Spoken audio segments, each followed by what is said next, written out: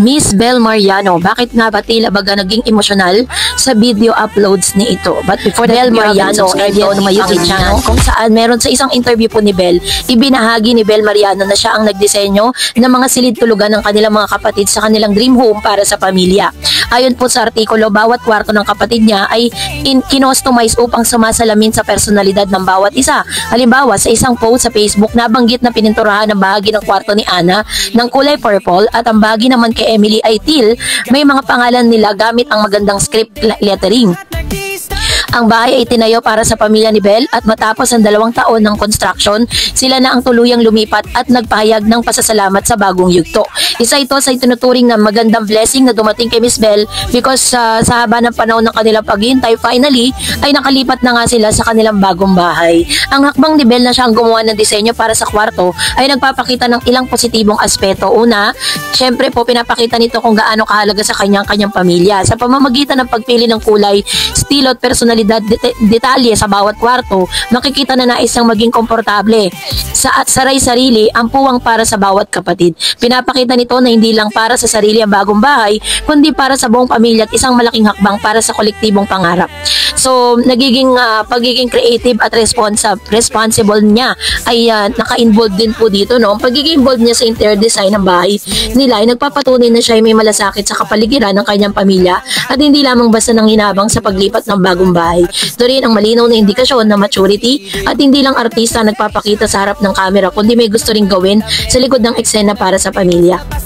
Ang kwento ni Bel ay maaaring magsilbing inspirasyon sa mga kabataan pamilya kahit sa murang edad. Kung may mga tamang pagpaplano, pagtsatsaga at malasakit, maaabot ang pangarap niya gaya ng sariling bahay.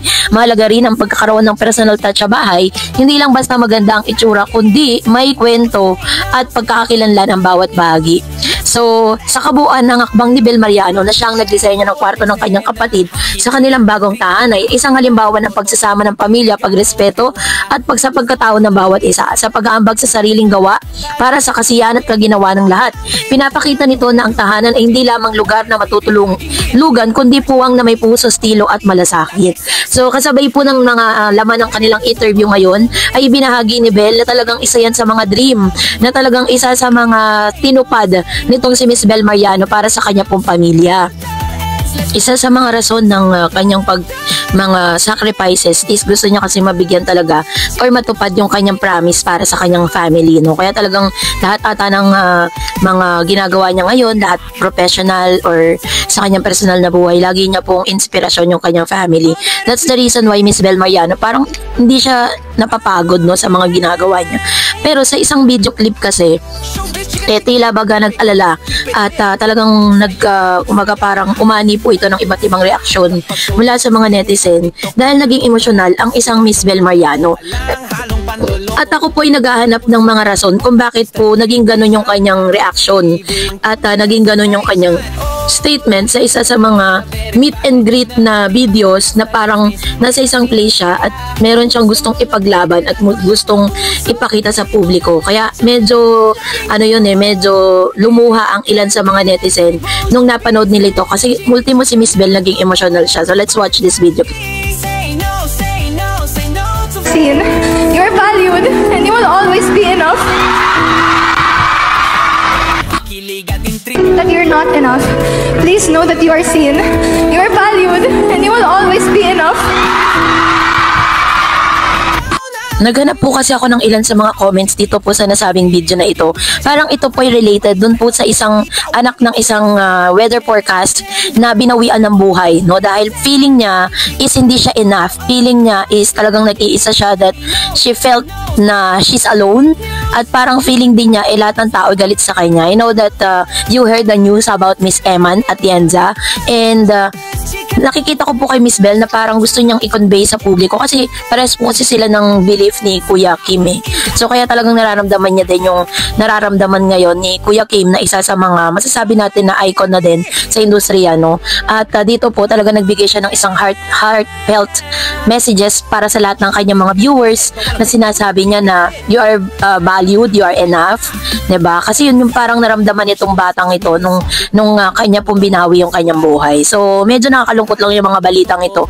At every celebrities is parang bino-voice out po nila kung ano yung naramdaman or naranasan nitong nasabing individual na ito, no. So isa yan sa mga nakita kong rason at nakita ko rin ng mga reaction no, ng ilang mga fans si Miss Bel Mariano sa kanya pong pagiging emosyonal sa pagkakataon na yan. At sa isang episode din or sa isa pong journal or article na isinulat, kasabay po nito ay iniintriga si Miss Bel Mariano na parang ang title pa nga nitong ano na to ng article na ito na parang sorry daw kay Donnie kasi daw meron daw parang angat daw yung chemistry nitong si Joshua Garcia at Bel Mariano. Sus, may talagang ginagawan po ngayon ng issue ang magandang samahan ni Bel Mariano at Joshua Garcia. Well, in fact, si Joshua po is may girlfriend po siya, isa pong non-showbiz girl, at si Miss Bel Mariano naman po is talagang nagkaroon lang po sila ng chance na magkaroon ng parang nagkasama sila dito sa proyekto nila. Ayon sa mga netizen, sila na ngayon ang bagong chemistry. Sorry muna sa Don Bel, Josh Bel, ngayon na ang mas angat. May kumontra, ginusto pa rin ng fans sina Joshua at Julia. Sa movie kasi nila, just for the movie, fun blockbuster yung movie, pero dahil may boyfriend at girlfriend, they respect to each other. Kahit na idinanay pa nila na may chemistry ang Josh Bel, bakit ba galit ang ilan? Si Donnie ang siniship sa iba, so Belinda bakit hindi? Huwag bigyan ng mali siya, magkapatid sila sa nalalapit na movie. Huwag kayong basher sa Don Bel forever, sila di Donnie, okay po? So nakakatawa lang kasi hindi naman sila magjowa dun sa movie nila, pero ginagawa po sila ng ganyan. Alam nyo na kung sino yung gumagawa niyan, di ba? Yun yung mga bashers ni Miss ng Don Bel. Say naman ng ilang mga commenters, tapos na yata kontrata nila bilang love team, okay lang yun, dapat lang iba-iba naman. May girlfriend na yan si Joshua, wag kayong gawa ng kwento. For me, magkuya lang po sila. Wag na bigyan ng mali siya, parang bunsong kapatid lang niya ni Joshua si Bel at close ni Donnie ang mga kasama ni Bel sa movie. Still love team ang Don Bel. For now lang sila separate ng ginawang project. Like, sabi nga ni Bel, may aabangan pa sa kanila ni Donnie. Well, ayan natin ang destiny kung hanggang saan nahantong sina Joshua at Bel. Ayan. So, marami po ang dumipensa dito po sa balitang ito dahil talaga naman magkuya lang talaga ang peg nila, pero siniship po sila into a love team, which is hindi naman kayang patulan ng ilang mga fans at supporters ng Don Bel. Sabi pa nga ni Bel na meron po silang bagong project ni Mr. Donnie Pangilinan na dapat abangan ng mga Don Bel fans. So that's it for today. For more videos and updates, please don't forget to like and subscribe, and please don't forget to follow my Facebook page, DarEds TV and DarEds channel. God bless everyone!